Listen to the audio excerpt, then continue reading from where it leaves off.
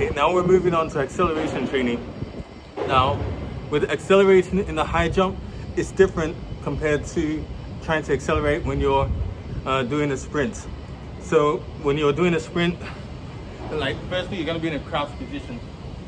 So whether you're starting in this crouch or leaning over, your momentum is going to go straight out that way. When you're doing the high jump, everything needs to go upwards. Yes, you need to get your momentum, but your body needs to be in a position where it can transfer the horizontal energy and force into the vertical force and lift that's going to send you above the bar. So with the acceleration training for high jumpers, you need to focus on being able to accelerate and to gain speed and velocity while remaining tall. The other aspect to it is, as a high jumper, you need to be able to control the speed so you can transfer into energy. So what normally happens with high jumpers is you're going to use the power through your hips to transfer the energy from horizontal energy into vertical energy, which will give you more lift. Now, if your pelvic, if you have a pelvic tilt and it's rocking backwards, what's going to happen is you're going to buckle and you're going to go forwards. So you want to avoid that.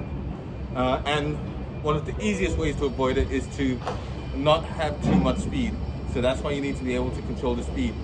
Now, you still need to be able to have a good pelvic tilt, so your pelvis should be strong, it should be forward, which is why we were doing the kettlebell. You want to try to power through your pelvis to create that momentum.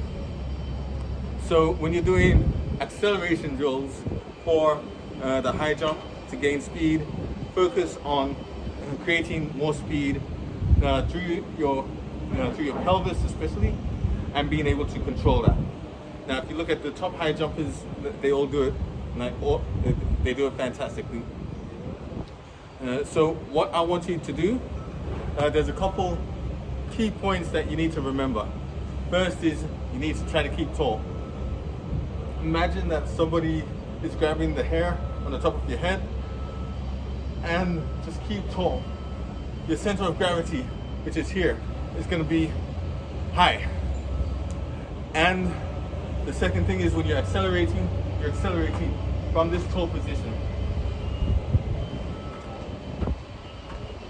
Also remember to accelerate off each stride, but what's most important is you need to be able to accelerate as you're entering the takeoff. You need to make sure that you're not slowing down with the stride. So try to accelerate off each stride, which means you need to apply more force and power with each stride.